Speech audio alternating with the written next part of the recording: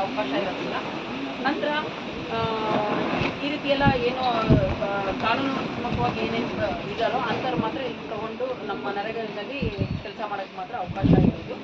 ಹಾಗೆಯೇ ಈ ಒಂದು ನರೇಗಾ ಯೋಜನೆಯಲ್ಲಿ ವರ್ಷದಲ್ಲಿ ಆರ್ಥಿಕ ವರ್ಷದಲ್ಲಿ 100 ದಿವಸದಲ್ಲಿ ಯಾವಾಗಾದರೂ ಆಯಿತು, 365 ದಿವಸದಲ್ಲಿ ನೀವು ಯಾವಾಗ ನಿಮ್ಗೆ ಕೆಲಸ ಉದ್ಯೋಗ ಬೇಕು ನರೇಗಾ ಯೋಜನೆಯಲ್ಲಿ ಅಂತಂದರೆ ನೀವು ಬಂದು ನಮೂನೆ 6ರಲ್ಲಿ ಗ್ರಾಮ ಪಂಚಾಯತಿಗೆ ಅರ್ಜಿ ಕೊಟ್ಟರೆ ಮಾತ್ರ ಆ ಒಂದು 100 ದಿವಸಗಳಲ್ಲಿ ಯಾವಾಗಾದರೂ ಆಯಿತು ಕೊಡೋಕ್ಕೆ ಅವಕಾಶ ನಮಗೆ ಪಂಚಾಯತಿಂದ ನಿಮಗೆ ಕೊಡ್ತಾರೆ ಸರ್ಕಾರದಿಂದ. ಈ ಒಂದು ಉದ್ಯೋಗ ಚೀಟಿ ಮೊದಲಾಗಿ ನಿಮಗೆ ID ಕಾರ್ಡ್ ಇರಬೇಕಾಗತ್ತೆ. ಹಂಗಿದ್ರೆ ಮಾತ್ರ ನಮ್ಮ ನರೇಗಾದಲ್ಲಿ ಕೆಲಸ ಮಾಡೋಕ್ಕೆ ಅವಕಾಶ ಇರುತ್ತೆ. ಹಾಗಾಗಿ ಉದ್ಯೋಗ ಚೀಟಿ ನಿಮಗೆ ಬೇಕು ಅಂತಂದರೆ ಒಂದು ಕುಟುಂಬಕ್ಕೆ ಒಂದೇ ಜಾಬ್ ಕಾರ್ಡು ಕೊಡೋಂಥ ಅವಕಾಶ ಇರೋದು.